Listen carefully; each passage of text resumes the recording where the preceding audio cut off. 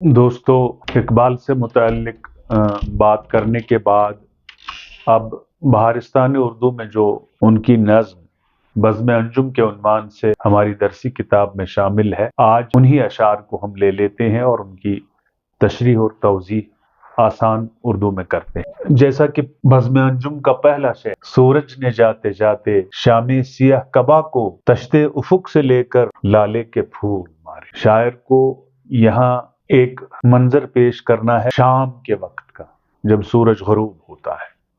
सूरज आप जानते हैं, आफताब, सन, शाम, इवनिंग, शाम सियाह कबा मीन्स काला कपड़ा, काला चोगा जो पहनते हैं। यहाँ इसकी मुराद है काली रात या तारीक रात। तश बर्तन को कहते हैं, थाल, उफुक सुबह तुलू होने के मंजर। जिस वक्त सुबह तुलू होती है तो ऐसा लगता है कि आसमान और जमीन के मिलने की जगह पर रोशनी नमूदार हो रही।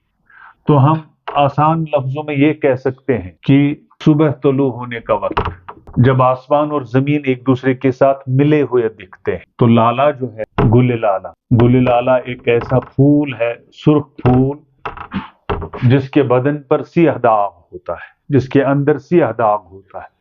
वो सियाही को रिप्रेजेंट करता है, रात को रिप्रेजेंट करता है, दुख और दाग को रिप्रेजेंट करता है। तो अब हम आसान असलूब में इसके मानी लिखते हैं। ये शेर इकबाल की नज़म बज़्म अंजुम हम वावेन में रखेंगे, बज़्म अंजुम से माखूज है। शायर सूरज गुरूब होने का मंजर हमारे सामने पेश करता है। जब उफुक की थाली में सूरज ने गुल लाला बरसाए तो शाम होते ही हर तरफ से सियाही छाने लगी। गोया दिन की रोशनी ढल गई और शाम शफक पर छा गई, शफक की सुर्खी के साथ छा गई। इसी नज्म का दूसरा शेर, पहना दिया शफक ने सोने का सारा जेवर, कुदरत ने अपने गहने चांदी के सब उतारे। यहाँ शायर एक मंजर निगारी और एक मंजर कशी करता है। मंजर निगारी के साथ हमारे सामने शाम का मंजर पेश करता है। शफक, सूरज गरूब होने का वक्त, गरूब होने के वक्त जो सुर्खी मगरिब की जानिब आसमान पर होती है। जेवर, ऑर्नामेंट्स, इसी तरह से कुदरत, फितरत, नेचर, गहने, फिर से हम इनको जेवरात कह सकते हैं। चांदी, सिल्वर अगर अंग्रेजी में कहेंगे तो। पहना दिया शफक ने सोने का सारा जेवर। शायर यहाँ शाम होने का मंजर हमारे सामने लाता है। आसमान पर मगरिब की जानिब शफक की सुर्खी तुलू हुई और धीरे धीरे मध्यम पड़ गई।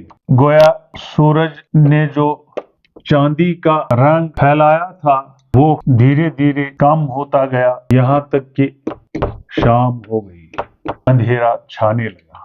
एक और शेर बज़्म अंजुम का, महमल में खामोशी के लैलाए जुल्मत आई, के उरूस शब के वो मोती प्यारे प्यारे। अब शायर को हमारी नजरों के सामने रात का मंजर लाना है। दिन ढल गया, सूरज गरूब हो गया और रात का मंजर छा गया, अंधेरा छा गया।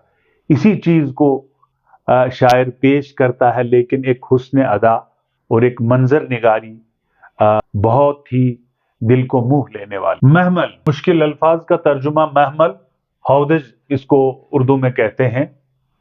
हम कश्मीरी जुबान में इसको जापाना भी कहते हैं, डोली भी कहते हैं, जिसमें दुल्हन को एक जगह से दूसरी जगह अपने ससुराल लिया जाता है। अंग्रेजी में इसको पैलनक्वीन कह सकते हैं। तो खामोशी जो है ये मुखफ़फ़ है खामोशी का। शायर ने वजन साकिन और मुतहर्रिक बराबर रखने के लिए खामोशी के बजाय खामोशी लिखा। मीन साइलेंस या खामोशी। सुकूत इसको कह सकते हैं हम, चुपचाप होने का मंजर। लैलाए जुल्मत, ये इस्तिआरा बांधा है शायर ने, हम कह सकते हैं अंधेरी रात। उरूस शब, रात की दुल्हन, उरूस शब, रात की दुल्हन। मोती, पर्ल, कीमती चीजें, जिस तरह से सोना कीमती है, تو شاعر کی مراد یہاں سے رات چھا جانے، میں یہاں اس کا آسان اردو میں ترجمہ لکھتا ہوں۔ محمل میں خاموشی کے لیلائے ظلمت آئی، سکوت اور خاموشی کے ہودج میں لیلائے ظلمت آئی، گویا چپ چاپ اندھیری رات کا سما چھا گیا، ہر طرف سے ظلمت اور تاریکی کا منظر ہے، اور اسی اثنا میں آسمان پر وہ پیارے پیارے موتی نمودار ہو گئے، گویا یعنی چمکتے ہوئے تاروں کی کہکشاں کو انگریزی میں ہم گیلیکسی کہہ سکتے ہیں۔ ستاروں کے جو جربٹ ہوتے ہیں، ستارے جو آسمان پر چمکتے ہیں، ہم کہکشاں کہتے ہیں۔ چمکتے ہوئے تاروں کی کہکشاں نمودار ہو گئی، یعنی بنیادی طور پر شاعر کو ہمارے سامنے بزم انجم، تاروں کی محفل ہمارے سامنے لانی ہے، ہماری آنکھوں کے سامنے وہ پورا منظر لانا۔ یہ ایک خوب منظر نگاری ہے بزم انجم کے حوالے سے جس کا آغاز ہوتا ہے۔ بزم انجم کے اس شعر میں شاعر مشرق اقبال وہ دور رہنے والے ہنگامے جہاں سے کہتا ہے جن کو انسان اپنی زباں میں تارے، وہ دور رہنے والے ہنگامے جہاں سے کہتا ہے جن کو انسان اپنی زباں میں تارے۔ بزم انجم کا یہ شعر اب ہمارے سامنے کہکشاں یعنی تاروں کی محفل کا سما اور منظر لاتا ہے، دور جو کوسوں دور ہوتا ہے، ہنگامے جہاں دنیا کا شور و غل، ہنگامہ آرائی، شورش وغیرہ وغیرہ کچھ بھی لکھ سکتے ہیں۔ انسان آپ جانتے ہیں ہم سب انسان ہیں، اور تارے سٹارز،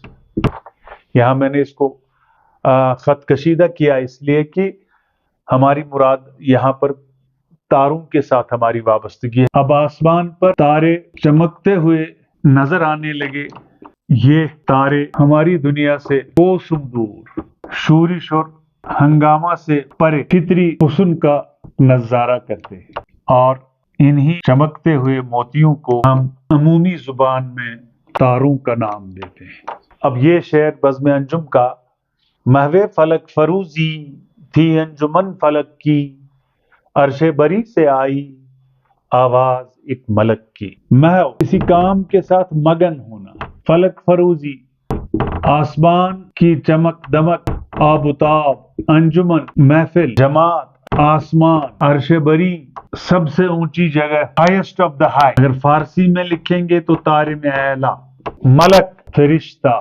محو فلک فروزی تھی انجمن فلک کی، شاعر اب آسمان کی سیر کراتا ہے۔